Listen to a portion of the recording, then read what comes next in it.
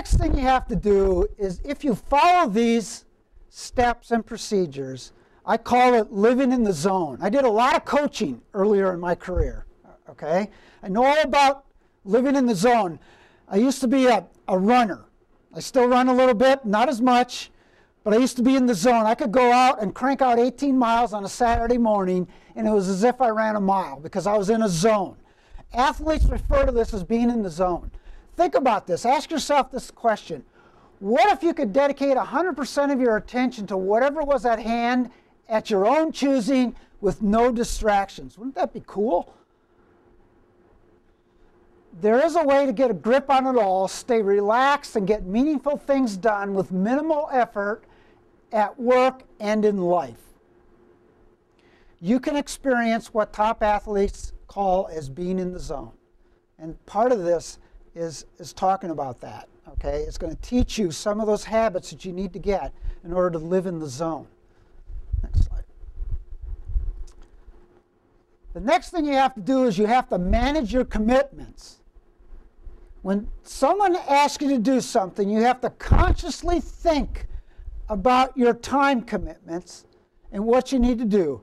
I was approached today by someone who wanted me to evaluate their computer graphics program at another campus. They wanted to hire me basically to go in and be a consultant. I know my calendar well enough that I told this person I can't even think about this until December. Okay?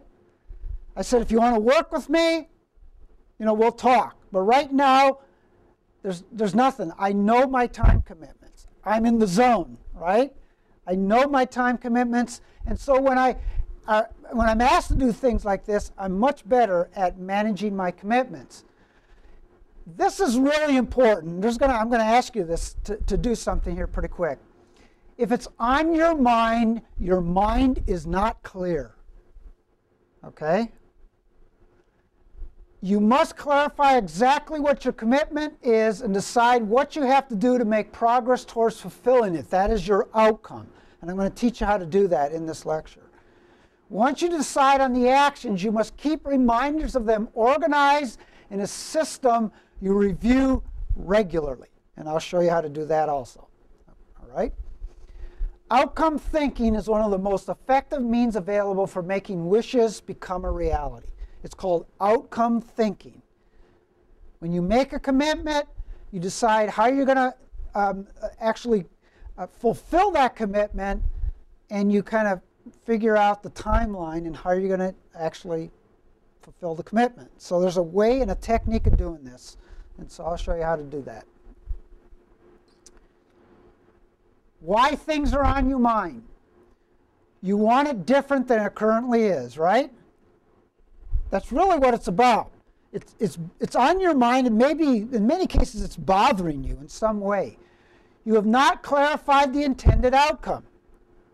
That's one of the reasons why it's on your mind. You're not exactly sure what the outline of your next paper is, or if you're working on your proposal for your dissertation, you're not quite sure exactly what the topic is, right? It's constantly on your mind, isn't it? Because you haven't defined what the intended outcome is. You have not decided what the very next physical action step is. This is important. When you schedule things, you're actually scheduling physical action. You're going to do something to get you to your outcome. And you have not put reminders on the outcomes and the action required in a system you trust. You've got to develop a system that you trust. And the only way you can do that is by trying some of these systems that I suggest and then seeing which ones work. Okay. The next thing you need to do is you need the transformation of your stuff. This graphic hasn't turned out very well, but if you look very carefully at it, it's like a typical home office, dorm room, the way and place you work. And if it looks cluttered, you have lots of stuff, okay? You're not organized enough to really have a handle on your life and your career. Stuff is anything that you have allowed in your psychological or physical world that does not belong where it is. but for which you have not yet determined the desired outcome and the next action steps. That's why it's stuff, because you get something and you don't do anything with it. One of the techniques that I'll teach you this evening is as soon as you get something, you decide immediately what you're going to do with it. It could be trash, but you make a decision immediately when it comes into your life, and that's how you get control of the stuff in your life. The reason most organizing systems don't work is because the stuff has not been transformed. You can't just organize things. You can take this mess down here and throw it in some boxes and file cabinets and everywhere else, right? All that's doing is hiding it from your view. Might help you psychologically a little bit, but it hasn't really transformed the stuff into something that is controllable, okay? As long as it's stuff, it's out of control. And feelings of out of control doesn't allow you to get into the zone. Okay, the process is managing actions. Okay, you have to manage your actions. That's really what this is about. Managing time, managing actions, kind of synonymous here. But I'm going to use the word managing your actions. Okay, you have to get in the zone, which means there's nothing on your mind.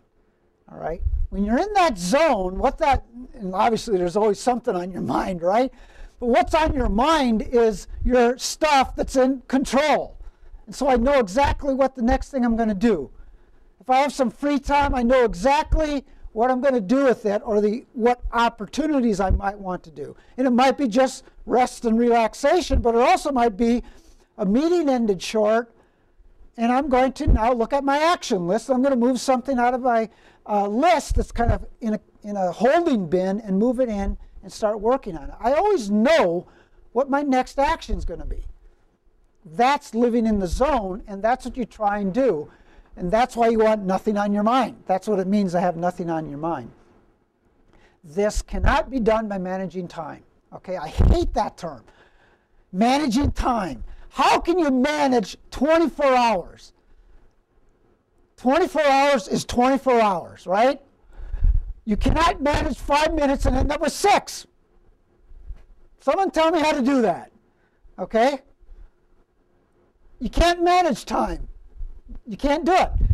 You do not manage information overload either, okay? Because if you could manage it, every time you walk into a library or get online, you would blow up. I mean, you just couldn't how do you manage the web? I mean, it's just a bunch of stuff, right? One of the habits I've gotten into is I categorize my web stuff by building wikis. That's why there's a wiki for this course, right? Is now we have a bin or a place for our stuff for the course. And so now I'm starting to do something with all that uncontrollable information that's on the web. And you do not manage priorities, you have priorities. You don't manage priorities, you have them. And I'll show you what those are here. The key is to manage your stuff by managing your actions. You can interrupt me anytime if you have questions here, because once I get on a roll.